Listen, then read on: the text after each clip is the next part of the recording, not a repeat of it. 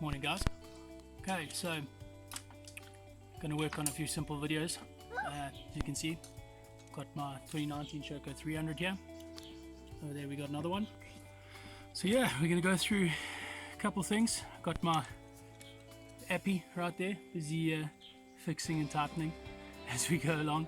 But yeah, this is going to be just some simple videos, help you out with some simple things that everybody should know, and if they don't know, going to help them out. So hello boy. So what we're going to do for you today is take you over some of your handlebar position options. Everything is different for any rider depending on your size, your height, depending on the way you're riding, sitting, standing, I suppose depending on whether you're doing enduro, cross-country, fast stuff, doing hills, and really just down to what makes you most comfortable as a rider. We're going to look at the handlebar positions, as I said, and go through the various options. I think a lot of people don't even know how many options they actually do have. So here we are at the front of our bikes, okay, our control center, our cockpit as you would. So what we're going to go over, as I said, use a few positions going on here. Here we've got my 2019 SHERCO 300, okay, this will be a very similar process or similar setup that you can find on most enduro bikes, that being your KTMs, Huskies, and obviously SHERCOs. You can see here we've got our neck and triple clamps, okay, and we're going to discuss the position options that you can do right here up in the middle. In terms of the tooling that we're going to use today, I should be able to find just about anything I need here in my Rock Ready bar pad toolkit. That is a toolkit that we locate or we put on the handlebars. So this is in fact something that you can actually do on the fly while you're riding. I'd say probably the best time to do it. Don't be afraid to adjust your bike while you're riding, because you're going to get actual feedback right then. And as I said, we're going to use our Rock Ready, if you can see that, Rock Ready bar pad toolkit. For this job we're going to use either 10mm or the bigger of our Torx.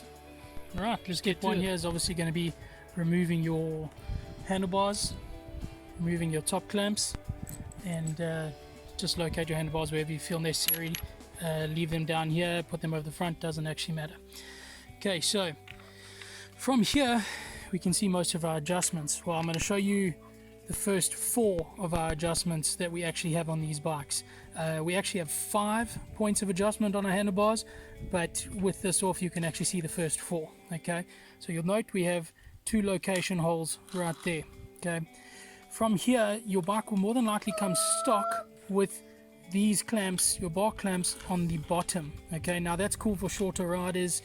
It sort of brings your bars back towards you. If you are a taller rider, you're going to want to, from stock, you're going to want to take these bar clamps and move them to the front. Okay, but that is not the only adjustment you have. If you look at this, you can look at the shape of this bar clamp.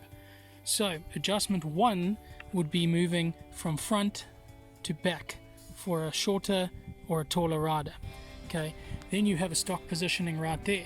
So adjustment 2 would be where this is located. You see how it's off center? You've got it further that way, less that way. So what you can actually do is take these bar clamps and rotate them. Let me show you what that will do on the actual bike. So if I take it from position 1 to position 2, like so, we will be locating our bars from the front to the back. But if you look at the way that this clamp is positioned, your bars will actually still be further back. So if you're a much taller rider, all you're going to do is, when you locate from back to front, you're going to turn that clamp and go to the front hole. That is going to push your bars even further forward. Again, that's for much taller riders. Okay, so location positions 1, 2, 3 and 4. Now obviously you're going to do that over both of them. You're not going to want to have one of these facing that way, one facing that way, and skew handlebars. Another tip for you when relocating that center bolt, you can use a little dot of Loctite on that, just to keep these nice and tight. We very often see bikes coming into the shop with loose handlebars, and it's actually loose at the base. Okay, when putting in these 2 here, or these 4, you don't need to use any Loctite on that, but you can put a dot onto that middle bolt just to keep everything nice and secure. So we've gone over your first 4 positions to locate your handlebars. Remember that being, you can have a look right there. Remember positions being 1, the hole in the front, 2, the hole in the back, and 3 and 4 would be rotating the actual clamp itself. So it would be 1, 2, 3 and 4 to locate your position. Okay, next thing, when you're putting back your top clamps, don't nip them all the way down. Just get them to a little bit tight so they can hold your bars, okay? And one thing you'll actually notice on most bars, if I go right close here, you'll actually see where my clamps used to be. Okay, there's a nice indicator of where they should go back. Okay, so from here, this is where we actually get our position number 5 on the actual top. So it was 1 and 2, 3 and 4, the actual twisting or rotating of that. Now number 5 would be the actual positioning of your handlebars. If you look there, I mean, most of your handlebars are going to come with some sort of a numbering over there. That's going to be to get them nice and straight. But position 5 or the 0.5 of where you can adjust your handlebars would be the actual turning of your handlebars, as you can see. So it'll be number 5. Now this will vary from rider to rider, and again going to vary from sitting to standing. We'll go over that in a minute. Let me just center up my bars and get them to where I prefer them. Okay, we've tightened our bars down nice and tight. Get a little bit of torque on these things. You don't want them to come loose while you're riding, obviously. Make sure they're all nice and tight. There we go. You can see we're nice and center, and I've got my controls as to where I like them. Note, obviously, the further back you're going to pull these bars, the more your hands are going to sit at an angle, especially when you're sitting or standing. The further over you go with these bars, the more your hands are going to sit like that. The positioning is different for everybody, but for myself, I don't like to have these too far over or too far back, almost centered, and then I'll loosen up here and drop my actual control. Remember, you can still drop your controls or lift your controls once you've finished up, and that'll be sort of fine tweaking. That's going to sort of be while you're out riding. Adjust it as you go along. You'll feel you might get a bit more, if you've adjusted to somewhere where you don't like it, you're going to get a bit of arm pump here or there, or your bars are going to react a little bit differently. So you've got to actually get this into a position where you like it. Out of matter of interest, as we've done here, I'll show you where my bar position is. So if you notice, I actually have a rental twin ball 998 bar on this bike, and if you look back, they're actually really high bend bars. That is a preference or something that actually came on my bike. The stock standard SHERCO is actually a lot flatter.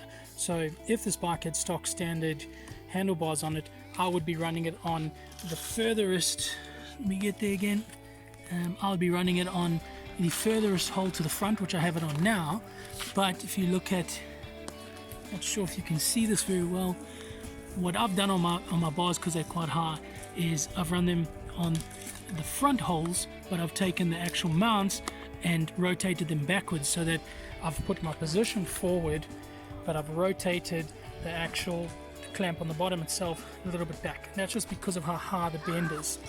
I find that if I have these rotated forward, it's really just too far, and I end up spending too much time right over the front of my bike, which is obviously no good when you're standing and you're hitting the trails, because you're going to have too much of your body weight positioned on front. The aim of this is to really help you stand in a comfortable position, but try and get your weight further back to the middle of the bike. Okay, again, let's go over these positions. You've got your stock position 1 to the front hole position 2. 3 and 4 adjust points would be the actual twisting forward or back of the bottom mount, and your position number 5 would actually be twisting your bars over here in the clamps themselves to relocate or to give you a higher or lower bend further forward or further back. That's it, guys. Go over it yourself, try it at home, try a few different positions, see what best suits you. The aim of the game here is going to be to get you in a comfortable standing position without bar raises. Note, no bar raises over here. So a comfortable standing position without bar raises, and trying to keep your mass towards, back to the middle of the bike instead of over the front of the bike. That's it. Go give it a try.